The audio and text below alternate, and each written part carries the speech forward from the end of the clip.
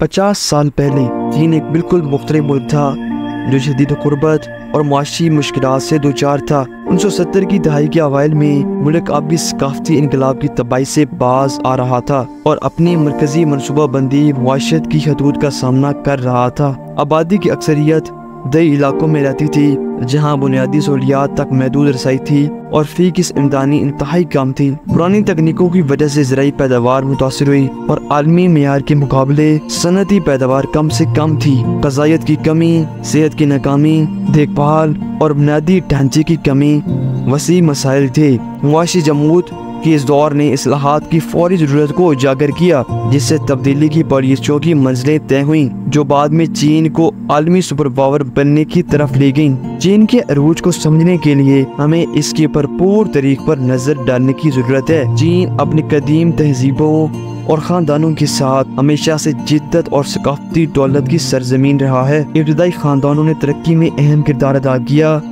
फलसफा, science, technology 20वीं सदी के अवाइल में हंगामा खेज दौर का बायस बनी, जिसमें जलखार, खाना जंगी, इक़्तिसादी जद्दोजहद शामिल थी। 1949 में माओ जेडुंग के तहत इब्तदाई सालों में ज़बरदस्त तब्दीलियाँ आईं, जिनमें अजीम लेप फॉरवर्ड और सकाफती इनकलाब शामिल थे, जिसके मिले जुले नताइज बरामद हुए। इन सालों ने बाद में आने वाली गहरी तब्दीलियों का आगाज़ किया। चीन के जदीद तारीख में हकीकी मोड़ 1970 की दहाई के आखिर में डेंग ज़ियाओपिंग की इक़्तिसादी इस्लाहात के साथ आया।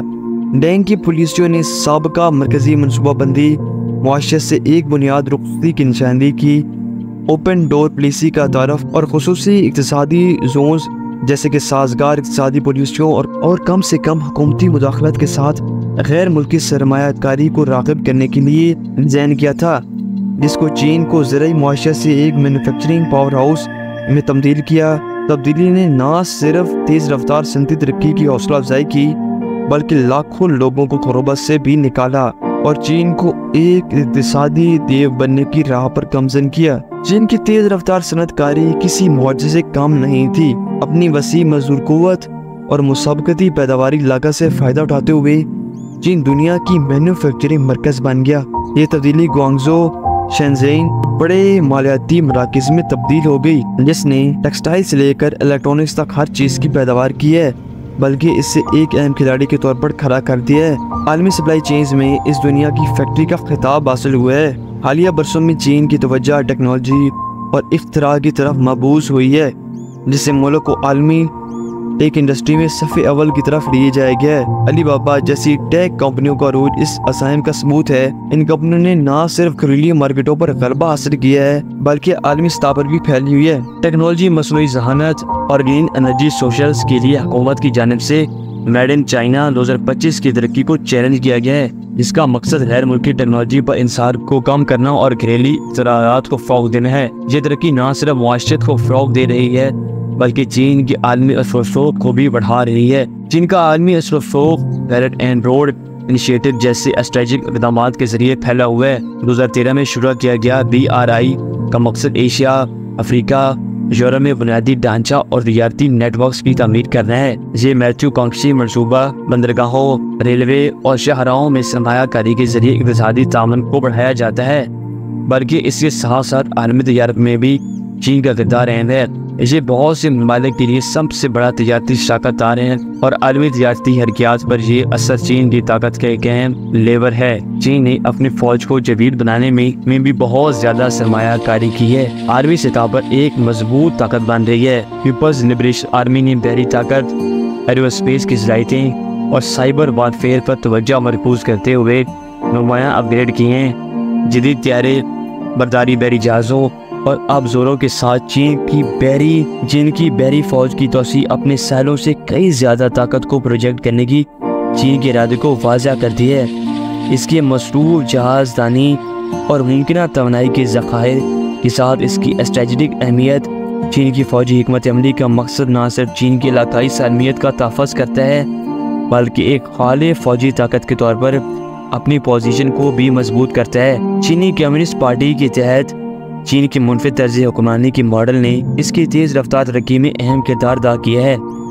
मरकज़ी कंट्रोल तेज़ी से फैसला साजी और पॉलिसियों की नफाज की इजाज़त देता है।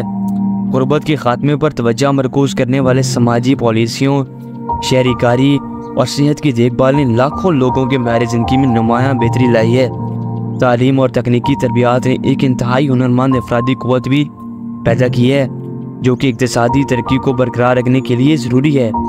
ताहम इससे इंसानी हकूक़ के मसाइल, महदूद सियासी आज़ादी और सेंसरशिप अहम ख़दशात हैं। इन चैलेंजों के बावजूद इस्तेकाम को बरकरार रखने और इक़्तिसादी तरक्की को आगे बढ़ाने की CCP की सलाहियत चीन के अरूज के अहम अंसर है। अपनी कामयाबियों के बावजूद चीन को अहम चैलेंजों का सामना है।